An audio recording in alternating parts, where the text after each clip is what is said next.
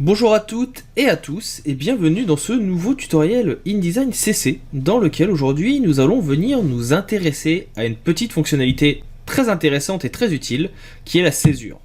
La césure, pour les gens qui ne sauraient pas, c'est le fait d'avoir un mot qui est coupé en fin de phrase. Parfois, ça peut être un petit peu disgracieux ou être un petit peu embêtant sur certaines phrases ou sur certains mots. Il y a des façons de paramétrer celle-ci et c'est ce que je vous invite à découvrir dans cette vidéo. Vous pouvez, si jamais vous avez des questions ou des interrogations suite à la vidéo, me contacter via la section commentaires ou par mail. En général, je réponds assez vite, et si besoin, je peux même ajouter de nouvelles vidéos sur la chaîne pour pallier à vos soucis. Si jamais je parle un petit peu trop vite, n'oubliez pas que vous pouvez venir définir le timing de la vidéo en bas à droite du lecteur. Et si jamais la vidéo vous a plu, n'oubliez pas de vous abonner, d'activer la petite cloche et de partager et liker. Je vous dis à tout de suite pour la suite de la vidéo et vous en souhaite un bon visionnage. Attaquons donc les petites personnalisations des césures dans InDesign CC 2020. L'option de base est un petit peu cachée, on ne sait pas forcément où aller. Alors il faut savoir qu'il y a plusieurs façons d'y accéder. Normalement vous pouvez y accéder en ayant le menu propriété ici. Donc si vous venez ici à cet endroit, vous avez césure qui apparaît. Le problème, alors là je vois déjà que j'ai changé la typo, on va la laisser normalement. Le problème c'est que si vous venez décocher césure, à part justement les enlever, vous ne pouvez que très peu modifier le tout. Alors il y a bien sûr la possibilité de venir modifier cela d'une autre façon. Pour ce faire, il vous faut sélectionner votre texte. Donc là j'ai double-cliqué avec mon outil texte qui est représenté par un petit T, et j'ai fait un CTRL A qui me permet de sélectionner l'intégralité de mon texte. Une fois que cela est fait, vous avez en haut, si vous êtes dans le menu les indispensables classiques, parce que si vous êtes dans les indispensables, je vous le montre tout de suite, ça apparaît aussi, ah bah, apparemment ça a été mis à jour, jusqu'à maintenant ça n'apparaissait pas, donc je vais me mettre dans les indispensables classiques, ayant plus l'habitude, mais sachez juste que voilà, vous avez le menu ici en haut qui apparaît. Et dans ce menu, si vous venez cliquer sur les trois petits points, sur les trois petits traits, sur le menu Burger, en cliquant dessus, vous avez un certain nombre d'options qui apparaissent. Et vous avez tout particulièrement ici, césure. Et en cliquant sur ce bouton, un nouveau menu apparaît. Et dans ce menu de césure, vous allez pouvoir venir définir toutes les options de paramétrage de celle-ci. Vous allez pouvoir dans un premier temps déjà cocher aperçu, pour voir en direct les modifications sur votre texte. Et vous pouvez cocher ou non déjà si vous voulez voir apparaître des césures. Une fois que cela est fait, vous pouvez définir le nombre de lettres dont doit être composé le mot qui doit être coupé. Par exemple, il faut que le mot ait au moins 5 lettres. Si c'est un mot de moins de 5 lettres, il ne sera pas coupé. Là, je peux demander des mots de 4 lettres, je peux demander des mots de 3, ou je peux demander plus ou moins. Vous voyez que là, si c'est des mots d'au moins 8 lettres, et bien forcément, j'ai un nombre de césures ici qui va être plus petit. Par contre, si c'est des mots de 5, vous voyez qu'il m'en rajoute ou qu'il m'en enlève. On va demander aussi à quel moment on va commencer à couper. On accepte de couper à partir de la deuxième lettre, ou plutôt de la troisième. C'est-à-dire que si vous avez moins de 2 lettres, eh bien, ça ne passera pas. Il n'y aura pas de césure. Vous pouvez demander que la coupure ne se fasse par exemple qu'après la 4e lettre, etc., etc. Vous pouvez demander également aussi qu'il n'y ait pas de césure avant les 3 dernières lettres, ou 2 ou 4. Vous allez également ici pouvoir venir demander une limite de 3 césures dans un paragraphe. Donc là, on voit que dans un paragraphe, j'ai 2 césures. Là, j'en ai une. Et dans le paragraphe qui est un peu plus long ici, donc il se finit à cet endroit.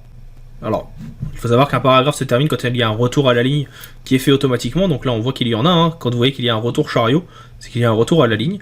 Normalement, si j'avais un seul gros paragraphe, je n'aurais pas plus de 3 césures dans ce bloc.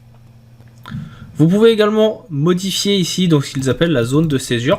C'est-à-dire que c'est à partir de quelle distance dans votre bloc la césure va pouvoir se mettre en place. Et vous pouvez également définir à cet endroit ce que vous souhaitez en termes d'espacement.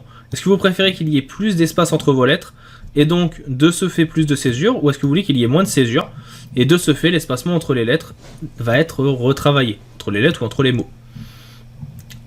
Enfin, les 3 dernières options, très simplement, permettent de choisir si vous voulez créer une césure sur les mots en capital, s'il y en a, couper le dernier mot, donc ça veut dire qu'à la fin d'un paragraphe, vous allez pouvoir avoir une césure. Là, ici, c'est exactement le cas, vous voyez, quand il y a ce officitat qui est donc du lorem ipsum, qui est le dernier mot du paragraphe. Si je clique sur décocher, vous voyez qu'il ne me met pas de césure parce que c'est le dernier mot du paragraphe. Donc ça peut être utile aussi pour éviter de couper des phrases ou des fins de phrases. Enfin, on peut avoir un travail sur la colonne. Donc là ici on n'a pas de travail de colonne, mais imaginons que je reprends ce texte. Je vais venir ici prendre mon bloc. Je vais pouvoir venir demander à ce qu'il y ait des colonnes. Donc là vous voyez, je vais prendre marge et colonne. Autant pour moi, j'ai été au mauvais endroit. C'est dans le menu propriété. Ici vous avez bloc de texte. Et vous pouvez venir définir ici qu'il y ait par exemple 2 colonnes. Et bien si je fais ça, donc là j'en ai mis 3, on a quelques césures. Je peux définir dans mes fameuses césures qu'il n'y en ait pas sur les colonnes. Donc de cette façon, ça permet que d'une colonne à l'autre, il n'y ait pas de mots qui soient coupés. Là vous voyez ici, on le revoit parfaitement sur ce mot. Comme on est sur une césure de colonne, si je décoche, il vient adapter pour qu'il n'y en ait pas qui se mettent en place. Donc ça peut être assez utile vraiment pour venir personnaliser vos césures comme vous le souhaitez. C'est assez simple, comme vous le voyez, c'est juste à prendre en main et à se souvenir surtout à quel endroit c'est disponible. Donc voilà pour cette petite astuce sur la césure. J'espère que ça vous sera utile et ça vous permettra de mieux paramétrer celle-ci pour vos documents. Si jamais vous avez des questions, je vous rappelle que je reste à votre disposition via la section commentaires. Vous pouvez venir me les poser à tout moment. N'hésitez pas, en général je réponds assez vite et je peux même venir ajouter des vidéos à la demande suivant les besoins que vous avez.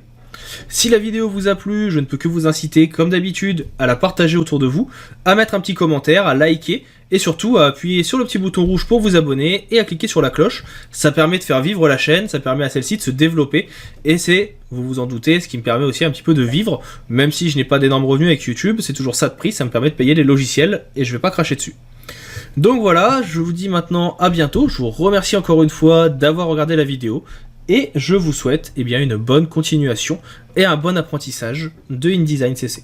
Hop hop, ne partez pas si vite. Vous avez aimé la vidéo, l'astuce que vous avez vue vous a plu et vous a permis de vous améliorer dans le logiciel que vous suivez, Photoshop, Illustrator, InDesign, Affinity Photo ou que sais-je encore.